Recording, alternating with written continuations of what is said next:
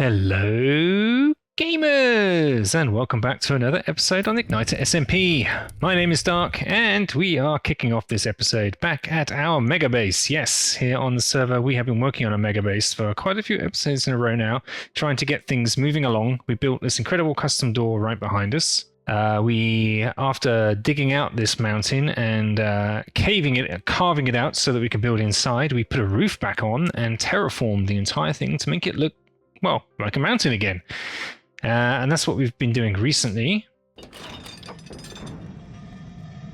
Along with on the inside here, we put the sculk ceiling on this place, and yeah, the whole place is looking pretty cool. But as you can see, there's a lot of empty space. We have got an idea for something to do here, which we'll include later in the episode. But for today, I think we're going to focus on starting to move into this gigantic empty void. Obviously, on this side of the base, everything is looking pretty grand and impressive, and we need to start expanding the interior to fill some of this void to make it look a little less empty. And we're going to do that by putting in something that looks a little bit like this. That's all you get to see for now. That's the preview of what we're going to do, but it's going to be a little bit of a sectioning, dividing mechanism, and I'm going to challenge myself to try and build on a 45-degree angle here. I think, Minecraft can be a little bit squared off at times, and I think using some angles is really going to help us make this a little bit more dynamic and probably add a bit more of a challenge to the build as well. Before we get too far into things this episode, I would like to ask if you wouldn't mind liking and subscribing. According to my analytics, only 4.7% of you who watch my videos are actually subscribed. That's a really small number, and I'd like to make it bigger if possible. So yeah, if you like what I do, subscribe and stay tuned for all the dark videos coming in the future. So let's crack on with this episode for today. As you can see, this is not a small space, right? This was a huge, enormous mountain, and we carpet bombed the entire thing to hollow it out in the first place and created this big old mess. And yeah, the intention is to completely fill it with a city. We're going to keep going in here until everything that the eye can see is Dark City. So something we're going to build in here that's going to go all the way to the very ceiling and sort of act as a support, because this place kind of looks like it could cave in at any minute, right? We've got some big buildings over there sort of propping up the entranceway, and none of these things really reach to the ceiling except over here. So what I was thinking this building is going to do is act as a bit of support mechanism to show that the mountain that we've built above is being held up by this major support structure. And maybe we'll build more of these in the future. This is just the beginning, but this is going to be like a major sort of transition point between the two halves of this, forming a bit of a stable mechanism that keeps the mountain upheld. And to build this guy, we're going to need quite a few materials, which I have already gone ahead and gathered from my incredible storage system. Thanks to being on this server for over a year already, we've actually managed to gather an awful lot of materials, and using our tunnel bore and farms, we've actually got most of everything we need already. So we don't need to go on a crazy mission. I've just gathered everything here, so we've got a load of blackstone, deep slate, and tough base materials. Lots and lots of tough. This is a tough, heavy build. And some other stuff for sort of texturing, coloring, detailing. And there's one block type here that I've yet to add to this that is going to be a bit on the pricey side. If we look up here in these areas of the base, we've already used diamond blocks to do a little bit of detailing here and there in some of the builds and up on the roofs here, and they just poke through here very subtly. And it's that sort of blue highlight I'm looking for. It looks really nice with the soul lanterns everywhere, and that's sort of it complements the copper, but having these sort of blue streaks and this sort of chain effect with the end rods. Love this stuff. And maybe use some glass pane work here. So we're going to try and replicate that in what we're going to do over here. And to do what I intended in this episode with this build, we're going to need 307 blocks of diamonds. Yeah, you heard me right. That is a lot of blocks of diamonds. Just gone and done the maths. That's going to be 4 stacks and 51, which in terms of actual raw diamonds, 2,763 diamonds just for this one build. Yowzers, thank goodness I didn't have to go buy more materials. This is getting costly. So let's just check on our reserves and see how we're doing. So this is our money box and valuables. I think we're going to be all right. I've actually got a whole bunch more sitting over here because I filled that row up. There we go. Look, I've got more diamonds sitting over here. So between this and this, I don't think we're going to struggle to fulfill our diamond needs. 51. There we go, that should be it. 307 diamond blocks. Look how many spare we've got. That's awesome. So just gonna put all of these in one of these shulkers. Tuck our valuables away for another time. Then we're going to take all of these up to the build site up above. And with that, I think we're going to hop straight into a time lapse and put in place this incredible build. Let's do it.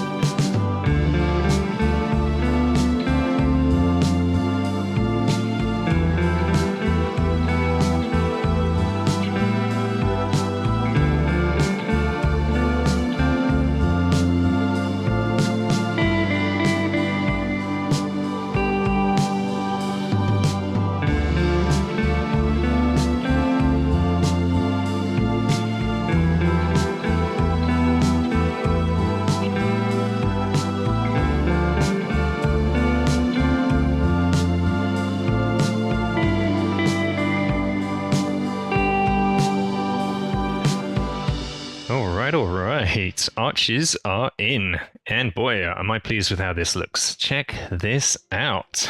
Building on the diagonal for the win. That was quite hard to pull off in a way that looked convincing, and I'm very happy with what we ended up with here. Obviously, we need to do a lot more blending of the surrounding landscape and buildings into it and everything to make it feel more integrated. At the moment, it stands out a little bit like a sore thumb, but imagine a whole bunch of similar buildings around the periphery and underneath the arches in particular, and the floor looking better too, all of which we still yet to do. And yeah, doesn't it look cool? Let's try it with some different lighting. So here we go. This is without gamma on, without full bright. And I've lit it up specifically where the diamonds are, and let's go and do a little bit of free cam over here. We can see I've tried lighting up specific faces to give it like a edge lit kind of approach, and I've done that in two ways. One, glow lichen along the side here, and then we've got little bits of hidden lighting in here that illuminate the diamonds and everything in there that make the central core of that element glow. And then that's extended up here with candles. So we've got little candles. These are lit. We're just not close enough because we're in free cam. My player's all the way over there. But those are lit, and there you can see they're giving off small amounts of light, just enough to pick out some details at this light level. And then we've got the gradient going up to the ceiling up here, which we can only see like when we're like this, but it helps blend everything off all the way up to the top, nice and subtly. And then here we also did candles down the side. This was a bit of a risk, a bit of an experiment. So when you view from like this angle, let's step back a bit. You can see these candles kind of stick out a little bit, but from most angles, they just kind of look like little appendages, like little outcroppings of rock almost. And they're giving off a little bit of light, and it's nice because you can control the number of candles and the amount of light being given off, which you can't do with the glow lichen. So this stands out more. So this is the stark highlight strip, and this is the subtle highlight strip to give us this sort of strip lighting in two phases as we go up. That's the sort of intention behind it all, and obviously it's quite dark at the ground level, and the blocks themselves get darker as we go down. That's kind of intentional because we don't want to be drawing attention to the feet of this thing. We want to be drawing attention. We want to put your eyes up here. This is where I want your eyes to look, and it's identical from the other side as well, right? So everything on the other side is exactly the same. It's a little darker over here because before the lighting really kicks in, I need to put some lighting blocks in there. That'll help. But yeah, the things that light up are actually sticking out of the ceiling over there because the ceiling gets low. So that's all well and good. But in fact, looking at it from this angle probably gives us a bit of a better impression as to what we might end up looking like, because we can see buildings off in the distance, and we can see some of the design patterns here reflected. So we've got the diamond stripes coming through here. These are just like an enormous version of that, more like a bird with its wings spread. And yeah, boy, we use a lot of diamonds doing that, but I'm very, very happy with the result. Okay, and we can go here with some shaders on and just have a little look around as well. I don't like using shaders because there's a lot of things about them I don't like. I have never found a set that I actually genuinely like a lot that work well, that actually work on a Mac, because so many of them don't work on Macs that I play on. So yeah, I hate the way Glow Lichen looks with these. This is complementary shaders, and it just looks awful, doesn't it? It's like, and the ores glow and stuff like that, and portals look ridiculous. I think this looks absurd. So this is why I don't use shaders very often, but it does give us a nice sort of indication. It looks better from afar, and if we don't see those strips, but I don't play with shaders, so I'm not overly fussed about how this ends up looking. If anybody knows a shader set that is compatible on a ARM-based Mac and allows you to customize things like whether Glow Lichen looks like this or not, then please let me know in the comments. I would love to find a set that I could use more reliably, but as things stand, I'm not overly keen on the small subset of shaders that are actually optimized to work on a Mac. So next we've got to figure out exactly what we're going to do at the ground level here. I probably want to keep the majority of this open. We could put in a few small things at the ground level here, but then yeah, obviously we've got the rest of the walls to fill in with buildings, and maybe we'll get something intersecting here. But for now, we've got a reason for the roof of this place to exist, for it to be held up in the way it is. This gives us the support that was needed in order to make the roof look like it's actually not going to fall in, basically. And just look at the diagonal here. You can really see it at this angle. Because the scale of this thing, it's really hard to see from a distance. But it's actually on the diagonal. It kind of looks squared off from a distance, but it is, every block in this is on the diagonal, and the whole thing goes at 45 degrees across the base. And that was a challenge to make it look good, let me tell you. But I'm happy. I'm very happy with that end result. Alright, so now we're going to jump back in time a couple of days. We're going to go to a little interaction we had with Black Shadow about something we acquired that's going to require his services. Mr. Black Shadow. Hello. I've been away on my travels, and I walked into DP, and she said nothing had happened whilst I was away. Well, which I find hard to believe, but not quite true. She didn't tell me anything. Yeah, well, we had a dark auction while you were away. Did we? We did. Oh, yes, of course. Things are bought and sold and offered, and one of the things that I acquired was this. This is a reasonably... Your wife sold your services unbeknownst to yourself. She did what? You have been sold, my friend. A reasonably sized favor. I cannot go away and I get sold illegally by my wife. Yep. I mean, that is unbelievable. Indeed. She even tried doing an impression of you to try and mimic you selling your own services off, and it was terrible. I had to step in and do a much better impression. This is unbelievable. This is outrageous. That's modern-day slavery. Okay. Yep. So, what is that modestly sized favor on this piece of paper? Well, that's what I've come to discuss with you. There are lots of things we could think about, but it depends on how we define moderately, I guess. Yes. Well, you can start off negotiations. Okay. Should we negotiate at my base? Because that's where any favor would probably take place. Oh, okay. We can go there. Okay, follow me. It's just a very short single rocket flight straight over the top of my starter base. So... Wow, this looks amazing. It's coming along. It's coming along. Yeah, that door you fly through, that is just unbelievable. Oh, I can show you on the way out. We can open it properly and you can see the whole animation and everything. But yeah, it's inside my base here. Where I see creepers falling down there. Yeah, I just left it on. I can turn it off at any time, but that's a creeper farm. That's constantly going and calculating the outputs. And next door is a sugarcane farm for the paper, and then next door to that over there, where there's a GGJ plushie, is a automatic TNT factory, and to the left of the sugarcane is an automatic firework factory. So all of these goods are sort of coming together and auto crafting fantastic stuff for me on demand. It's all really cool. Yeah. And And I can see a lot of green stuff on the ceiling. yeah, there's skulk everywhere. Yeah, obviously I carpet bombed this place and made a horrible hole. And Yeah, then I took all the skulk out of my base. yeah, and I Well, put it I'm into still mine. in the process of doing so. I was going to buy some of your skulk, but then I realized just how much I would need, and I had to end up just making a farm because I needed like 14 shulkers of skulk, something like that, to cover that. Oh, right. Well, I still have some, but yeah, I didn't take out 14 No, I didn't think you would have boxes. 14 shulkers worth, so I needed to. That's fine. I made myself a little farm. It was all good. But yeah, as I'm continuing to build here, a lot of the builds are more aesthetic than functional. And what I was hoping for, I've got this kind of dead space right here in between. Yes. This to the left is a railroad track that goes off to my landlord paying machine for your wife's sanctuary. And to the right is my output for my automated firework rocket factory, which is all underneath us. There's a whole bunch of redstone in the floor down here.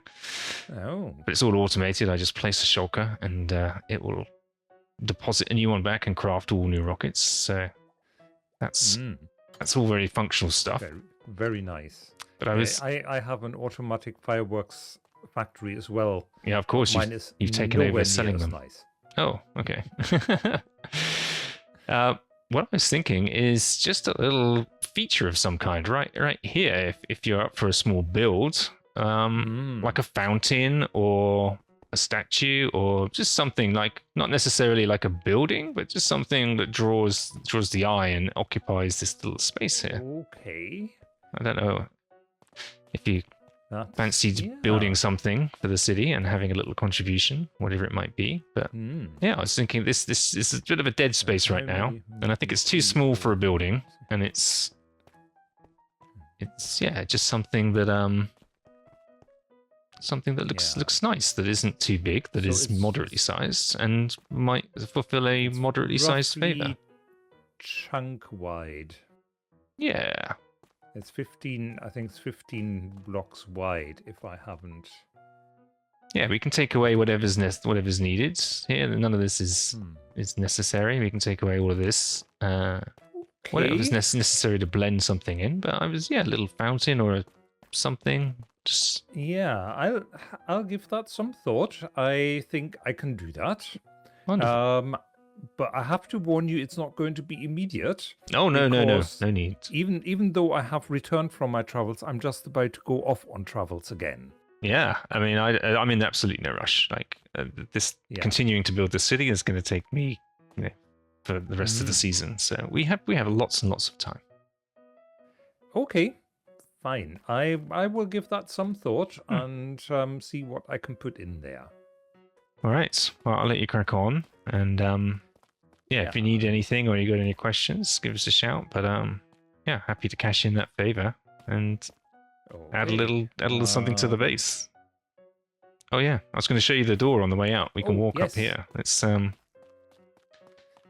let's show you it in action because it's cool. So I've done a whole custom model thing on armor stands in water streams, and I've got my own special little key here, which is custom designed, and you just drop a key.